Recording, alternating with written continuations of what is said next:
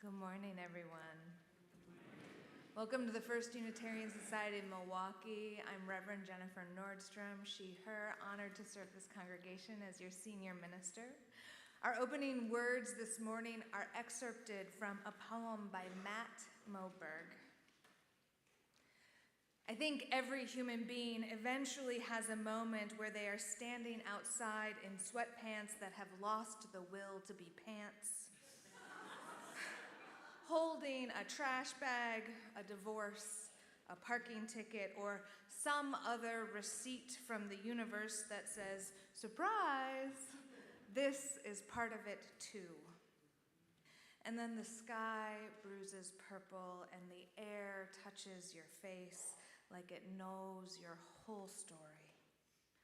The dirt, the breath, the weird little bones in your hands, the fact that we are here on a floating rock with pollen counts, paying bills, missing dead people, loving living people who say, leaving now while still looking for socks.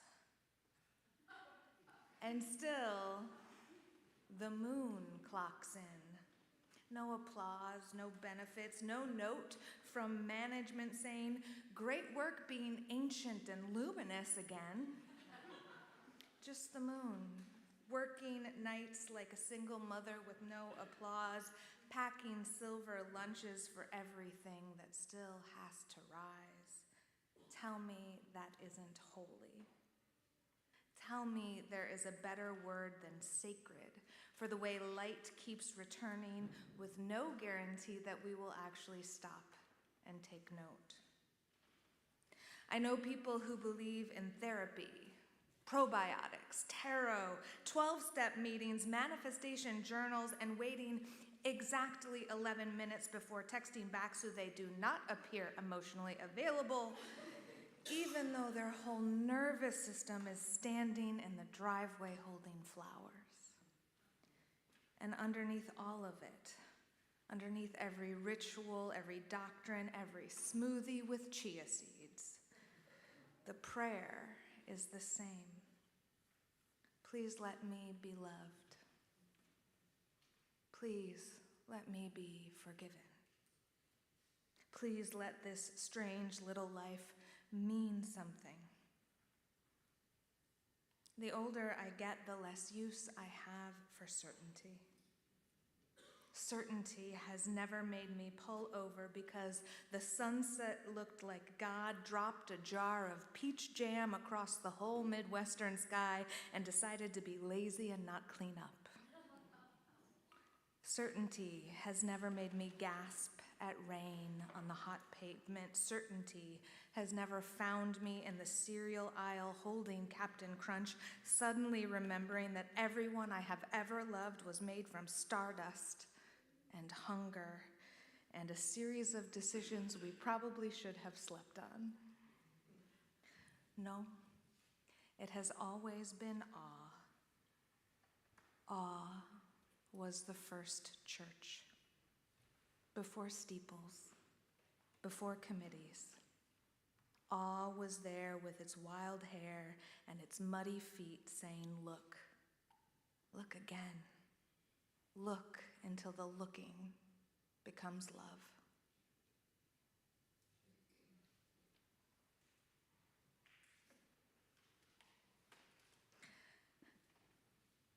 Please rise in body or spirit for our opening hymn number 1003 in the teal hymnal. We're going to sing the whole song twice through, and the little repeat sign at the end of each line, that means we're going to sing each line twice before we go to the next line. Where did we come from?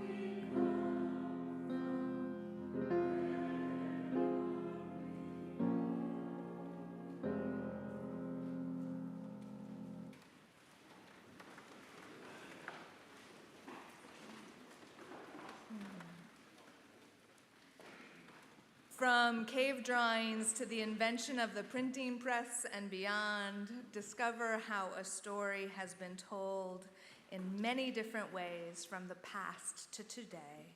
It's always been around, making us happy, sad, excited, or scared, and bringing people together. Our children's story this morning is I Am a Story by Dan Yaccarino. I am a story. I was told around a campfire, then painted on cave walls. I was carved onto clay tablets and told in pictures. I was written on papyrus and printed with ink and wood blocks, then woven into tapestries. I was copied into big books to illuminate minds. I was printed and bound. Then I was acted on stages. I was read in vast private libraries, then in public libraries, open to everyone, and in places you'd never imagine. Where have you told stories? I made people frightened, excited, sad, happy. I've inspired millions. I can go with you everywhere.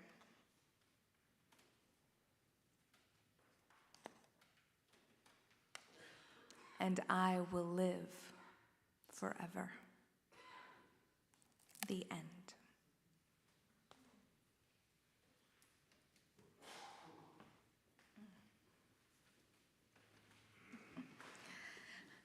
Dear ones, I invite you to join me now in a time of contemplation, which will be followed by silence, followed by the seated singing of hymn 123, Spirit of Life.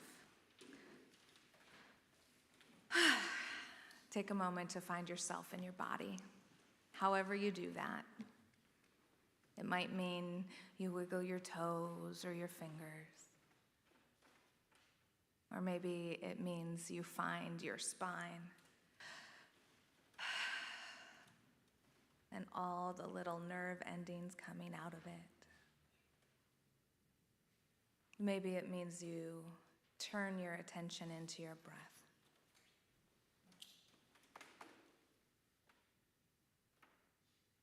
And let it move in and out and bring you into being here, now.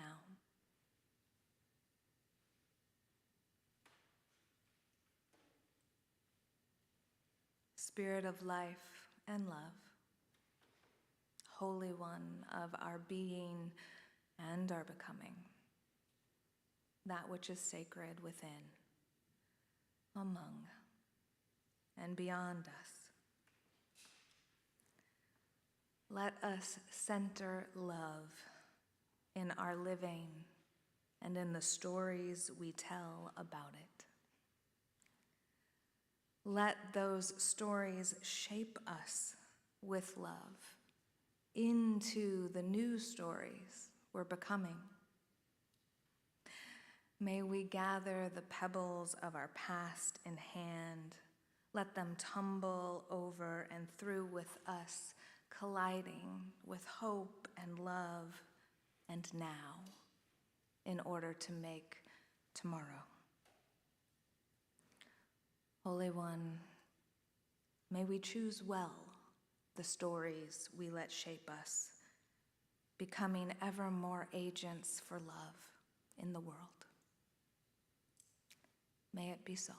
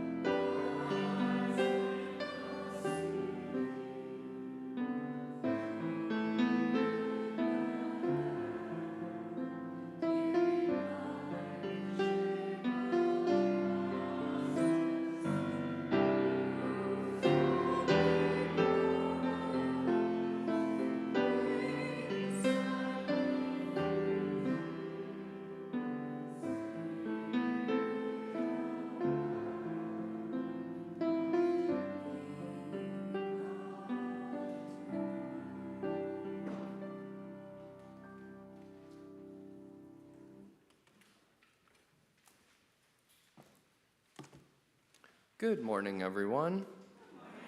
Welcome to the First Unitarian Society of Milwaukee. I'm Austin Pulowski, my pronouns are he, him, and I am pleased to serve as your worship associate. We are a faith community of many identities. We welcome people of all genders, sexualities, ages, races, ethnicities, histories, abilities, and bodies. We welcome your mind, your heart, and your spirit. We welcome all you are carrying with you today and all your heart longs to set down. We welcome all the people watching online as we live stream this service. Hello, online folks. We enthusiastically welcome guests joining us today. If you are a guest visiting in person and want to connect with us, please fill out a welcome card located in the pew rack in front of you and drop it in the offering plates that will come around in a few minutes. If you are visiting online and want to connect, a link to connect with us will soon appear in the chat for you to click and fill out. Someone from church will reach out to connect with you. After service, we invite you to join us for a social hour across the hall in the Lean House Common Room, some accessibility notes, hearing assist devices, and large print hymnals and orders of service are at the back of the sanctuary, along with worship activity bags for children or anyone who wants them. There is a fragrance-free area in the front right pews, and if you're watching online, you can enable YouTube's closed captioning on your viewing device. Okay, some announcements. Join author Paul Engler and Immigrant Solidarity and Action for the last book club meeting to discuss This is an Uprising on Monday, June 1st from 6 to 7:30 p.m. in Max Auto Hall. Discussions are open-ended, and so all are welcome no matter how much you have read. Another world is possible. Join First Church for the MKE Pride Parade. Come walk with First Church in Zhao MKE for the 2026 Pride Parade on Sunday, June 7th. Lineup starts at 1 p.m. and step-off starts at 2 p.m. The pre-parade staging area is on 2nd Street between Lapham and Greenfield. We are number 21 in the parade order. We invite you to dress up as a color of the rainbow or in full rainbow, so together we will be the full spectrum of joyful colors. Meet us at 1 p.m. on June 7th on 2nd Street, number 21 in the lineup. And then you can reach out to Amy Horst for the day of location. Now I invite you to join us in a unison affirmation of our faith. I invite you to join us and share First Church's purpose by joining us in our unison affirmation of our mission, which is printed in your order of service. We gather to nurture the spirit, engage the mind, and inspire action. Every week, we practice our values through sharing our resources. Our pledges are at the core of our spiritual practice of generosity. In addition, the church shares half of the non-pledge cash in our offering plate with a community organization practicing our value of interdependence. Today, we share the plate with La Familia de Arte. La Familia de Arte is a grassroots Milwaukee arts organization that brings neighbors together to create lasting public art, especially in undeserved communities on the near South Side.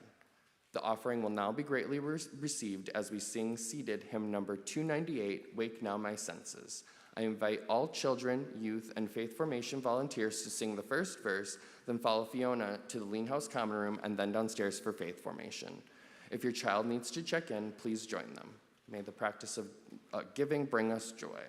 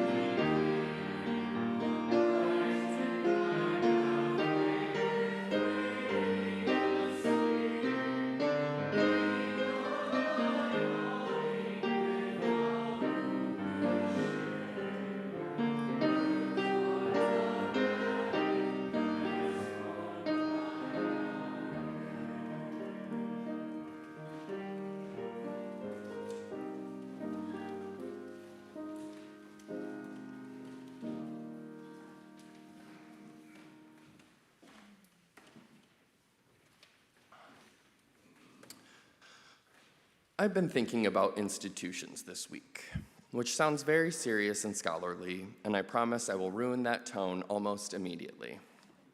Because the institution I want to talk about today is not the church or democracy or Unitarian Universalism or even Culver's, although as a Midwesterner, I do believe Culver's deserves its own covenant. The institution I want to talk about today is my friendship with Emma. Emma and I met in college at what I can only describe as the most disgusting, beer-infused, possibly not up to code college house party. The kind of house where the floor is sticky but no one knows why and everyone is collectively agreed not to ask. We met on a balcony. I won her over with the line, "Pretty girls never light their own cigarettes." And from that moment on, we became sister soulmates. Emma and I lived together for about 6 years from the ages of 19 to 25, which I now understand were some of the most formative years of our lives. At the time, though, we were not thinking, yes, our identities are being shaped by the crucible of young childhood. We are thinking, can we make $12 last until Friday? And is this milk still milk? We were trash pandas, raccoons on survival mode. We did not always know if we were making good choices, but we did know we could count on each other. And that brings me to the night that Chloe, Emma's dog, lost her eye. Chloe was Emma's childhood dog, a tiny miniature pinscher who joined us in college because apparently we looked at our lives and thought, you know what this needs? More responsibility. So picture it. St. Patrick's Day, 2016. We were broke. Our friends were on spring break in Florida, so naturally we decided the responsible thing to do was become Irish for the day. At about 3 in the morning, we stumbled home, and I somehow believed I was in the position to care for another living creature. I was not. I should have not been responsible for a dog, a plant, a text message, or myself. Bed should have been my only option. But instead, I let Chloe outside. And this dog, this tiny, sleepy, blanket-dwelling creature who normally only emerged for food, suddenly took off right down the street. I ran after her. Emma took off right behind me. And then, in an instant, Chloe was struck by a car. I will spare you the details because the details are not the point. What I remember most is not the sound or the street or even the fear. What I remember most is the way everything in me became panic. I would love to tell you that in a crisis, I become calm, capable, and action-oriented. I do not. I become a haunted Victorian woman seeing electricity for the first time. I just kept yelling, "Oh my God, oh my God, oh my God." And then through the panic, I heard Emma's voice, "Austin, I'm going to need you to calm down." Calm. Steady, somehow grounded in a way I could not have imagined possible at 3:30 in the morning, holding her injured dog in the street, which frankly was the correct pastoral response.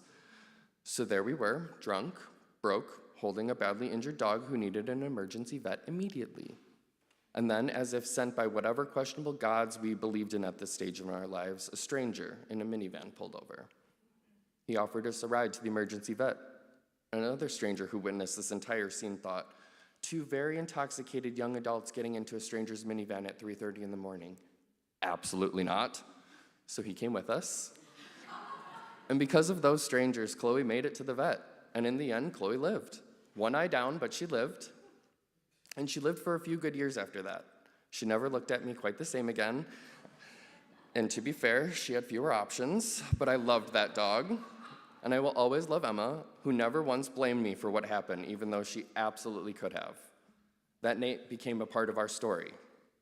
When we ask, where do we come from, I think often people expect the answer to be something big, a place, a family, a tradition, a religion, an institution. And yes, we come from those things. But we also come from balconies at gross college parties. We come from people who saw us when we were young and messy and loved us anyways. We come from stories we survived, the ones we retell, the ones that become funnier only because enough time has passed. We come from friends who calm us down in the street. We come from the strangers who pull over. We come from the moments when someone chooses to be kind even when they don't have to be. And when a stranger's kindness becomes part of your story, you begin to understand that your kindness might become part of someone else's. And maybe that is the part of what institutional history is, too. It is not just dates and mergers and names and timelines. It is the accumulation of stories, the people who showed up, the people who stayed, the people who made mistakes and kept loving each other, the people who offered care when it was needed. We are all stories. And we are all shaped by the stories we inherit, the stories we survive, and the stories we choose to tell next. Thank you.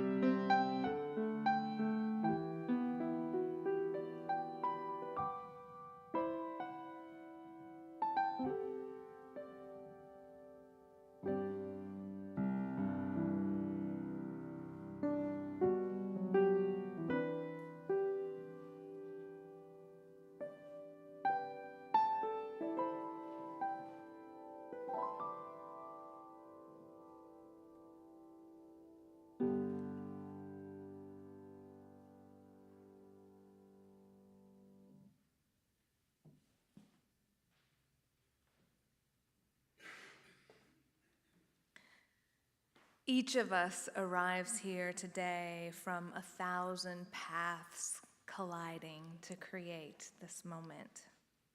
Today's truths are braided from thousands of storied pasts that shape us as we are here now, shaping tomorrow. In the mid-1700s in London, John Murray was a successful Calvinist preacher when he ran into a different truth. The Relaites, who preached universalism, God's love for all people. Murray had been so sure of his Calvinist theology, preaching that God only saved some people, the elect. But when he heard universalist theology, his spirit moved. He was convicted by the truth of God's love for all people, no exceptions. He felt that truth calling him forward into an unknown future. He was won over by the idea of universal salvation rather than salvation only for a chosen few, and John Murray became a universalist. Now, universalism was a very unpopular heresy at the time. Very few people adhered to that theology. After John experienced his conversion, he lost his church and all of the relationships in it, as well as some of his family members and those relationships. His business failed, and he ended up in debtor's prison. Even worse, his wife and his young son became sick, and they both died, as did a number of his siblings. Understandably, John became depressed. He even considered suicide. But a loved one convinced him that instead of ending it all, he should start over in a new place and start a new life. Even if John's old life was done, his new life could begin. The past for John Murray became a pebble he held in his hand, the stone of a story that shaped who he was becoming. He bought a ticket on a ship called the Hand in Hand, and he sailed off to the United States towards New York. As you all well know, life is filled with chaos that often scoffs at the plans that we make. And the wind blew the Hand in Hand off its course to New York, and it ran aground off the shores of New Jersey instead. While they were there, stuck just off the shore of New Jersey, John tried to help the ship out, and so he took a small boat ashore to find food and more supplies. And while he was finding food and more supplies, he also found a man named Thomas Potter, who helped him get the things he needed and also invited him to dinner that night. John Murray said, yes, why not? Might as well have a home-cooked meal on this excursion, and he went to dinner with Potter. Potter, though, had some ulterior motives. He had a feeling that John might have something to offer him in return. So after dinner and conversation, Thomas Potter took John Murray out to a little chapel that Potter had built on his land. And he explained that he had built that chapel because he wanted to begin a Universalist church in the United States, one that was based on God's love for all people, no exceptions. He had built that chapel 10 years earlier when he heard a voice saying, "If you build it, they will come." He had been waiting for a Universalist preacher to come to that chapel ever since. "I've been waiting for you," Thomas Potter said to John Murray. I've been waiting for you for a very long time. Now, John, he had lost a lot because of his Universalist beliefs, and he was tired, and he was sad. He didn't want a repeat of what had happened in London. He had tried to leave all of that and even religion behind him. He came to the United States to start over, and he was afraid of what would happen if he started preaching universalism again, if he started preaching the truth of God's love for all people, no exceptions. John tried to convince Thomas that he was not the one. "I'm not a preacher," he said. But Thomas, the man who had built a chapel on faith and had been waiting for a preacher for a decade, was not so easily deterred. "Did you preach about universal love in England?" he asked. And John admitted that he had. And Potter said, "Then you're the preacher that I've been waiting for." So John tried to put a different obstacle in the way of this truth becoming.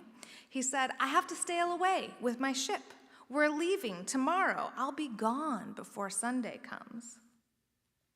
But Thomas was confident that if the universe had brought him a Universalist preacher after 10 years of waiting, the wind was not going to carry him away before Sunday. He made a bargain with John. He said, "If the wind doesn't come, will you preach on Sunday?"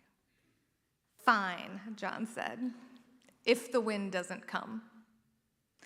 Well, by Sunday, there was still no wind, and John was still on the shore of New Jersey at Thomas Potter's house.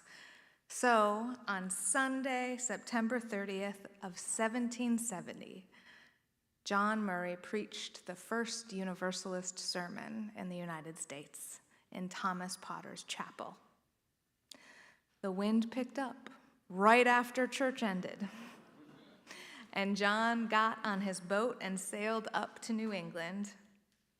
Eventually, when he was there in New England, he started the first official Universalist church in the United States in 1779. It's now the Gloucester Unitarian Universalist Church, and he helped co-found the Universalist denomination in the United States in the 1790s. I love telling stories. Which is good because I'm a professional storyteller. Works out. But I always got into trouble in the history section of our new member class because I go on for too long. These are the stories that shape us, and the juice is in their details, so I can't help myself from telling you all of the different shiny pebbles that make up the story. I would try to cram 2,000 years of Unitarian and Universalist history into 20 minutes. I would inevitably go on for 30, and the new members would all look like people who had gotten blasted by wind with their hair blown back and their eyes wide.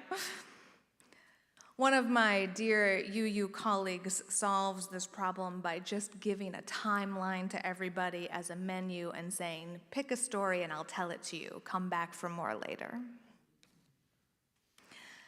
I care about these stories because I want to tell you about where we come from as a people. The stories that are the small stones, the pebbles that shape the faith we are today. How we became the people who side with love. How we became the people who follow a divine calling to tell the truth, a calling that cannot be ignored. The people who preach about love for all people, no exceptions, even when it's not popular, even when it's risky, even when it means you might lose some things. Our stories shape us like a crucible, even when we don't know it's happening. And I love being a storyteller. I love making meaning together out of where we come from and who we are today because it shapes where we're going next. In January of this year, I was on a Zoom call with several close Unitarian Universalist ministers. They were other ministers of large congregations, and during this conversation, one of our senior minister colleagues told us that she was not going to be joining us at the end of January for our annual meeting of senior ministers of large UU congregations, SMALIC. It's a good name, obviously,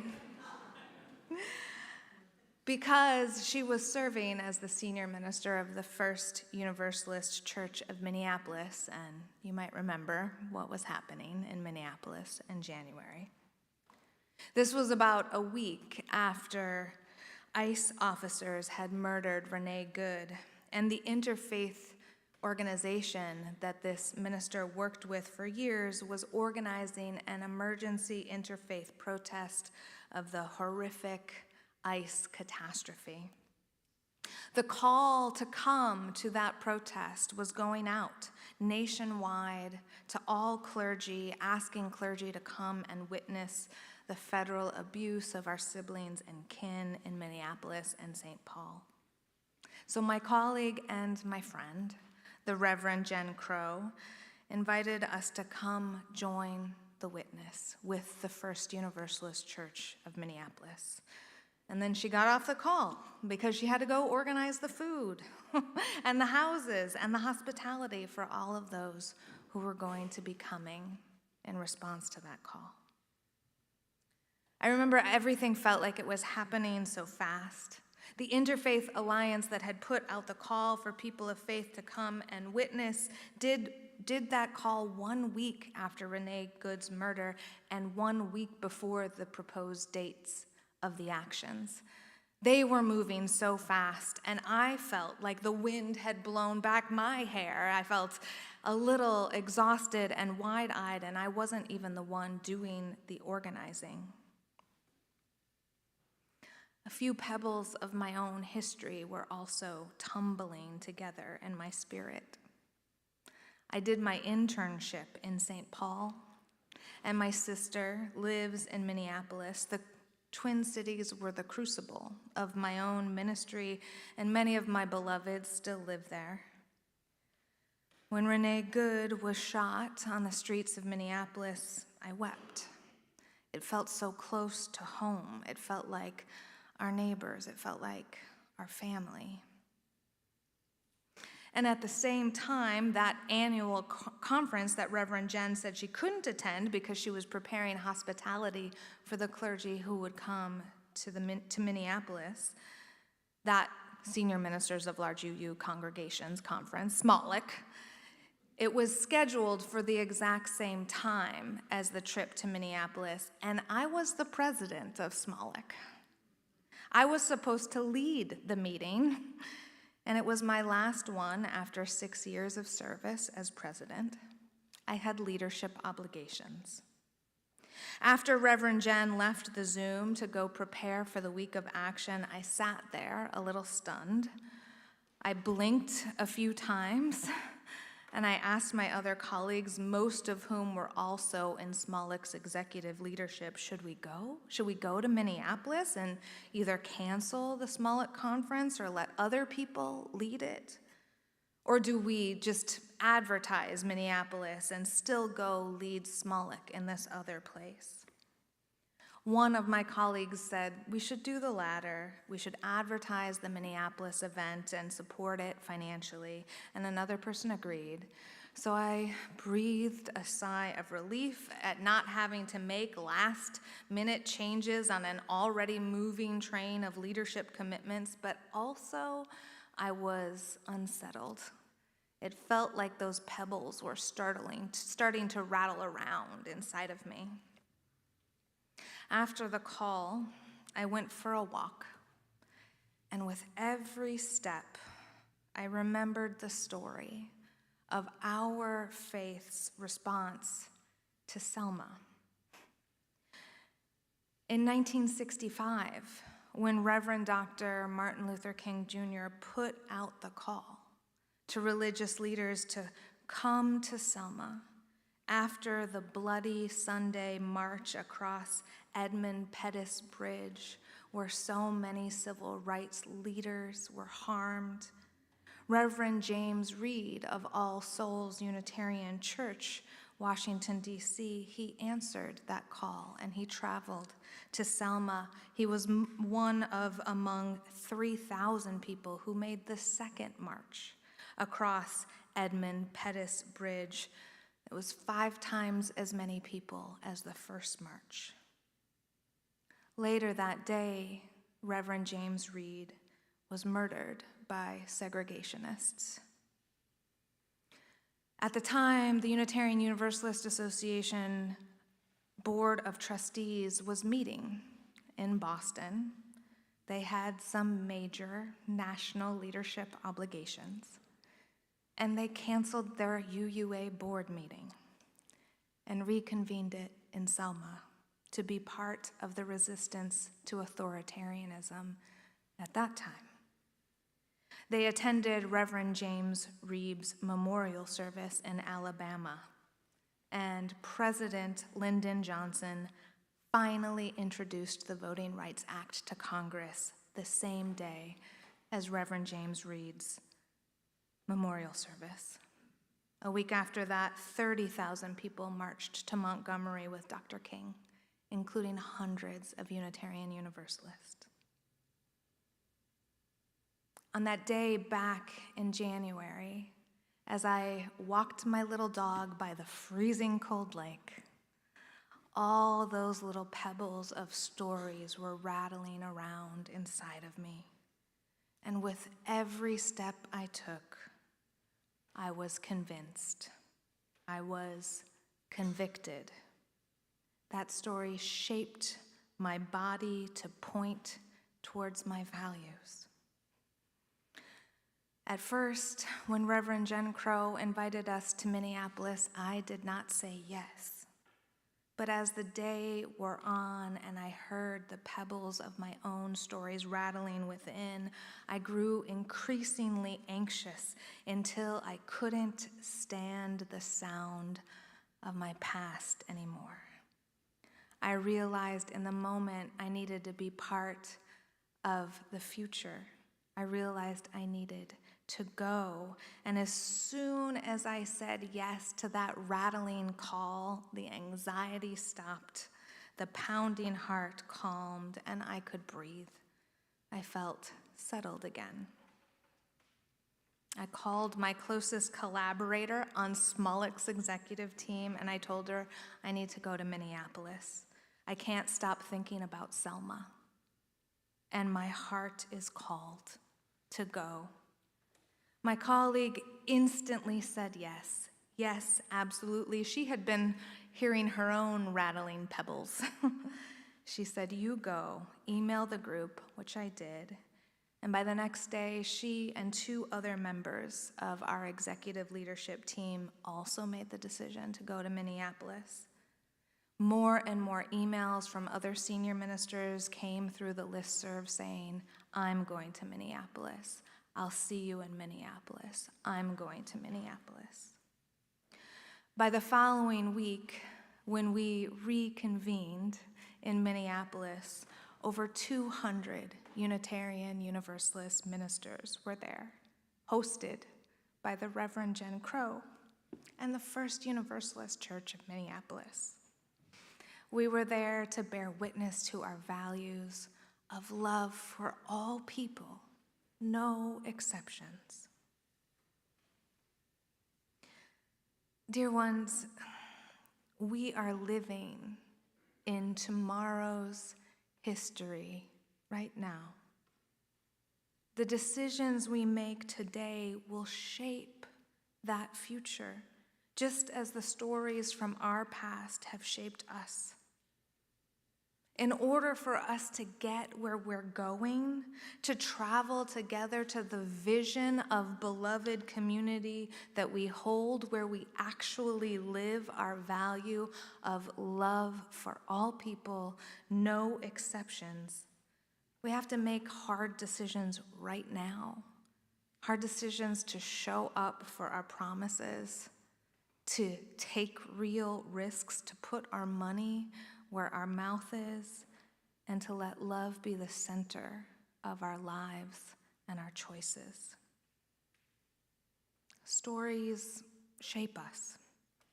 Stories from the past and the stories that we tell about who we are right now. Right now, we are living characters in the stories that future generations will tell about how love won if we let it. May we center the stories and the voices and the tellings that help us choose love hand in hand, even when it's hard, even when it's scary, and even when we have something to lose. May it be so.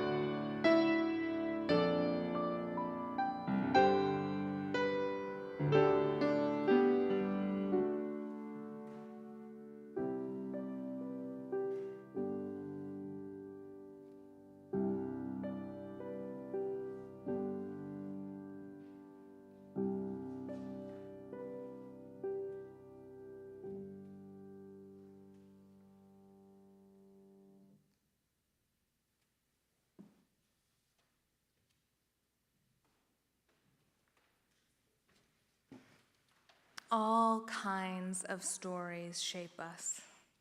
The good, the bad, the messy, the beautiful.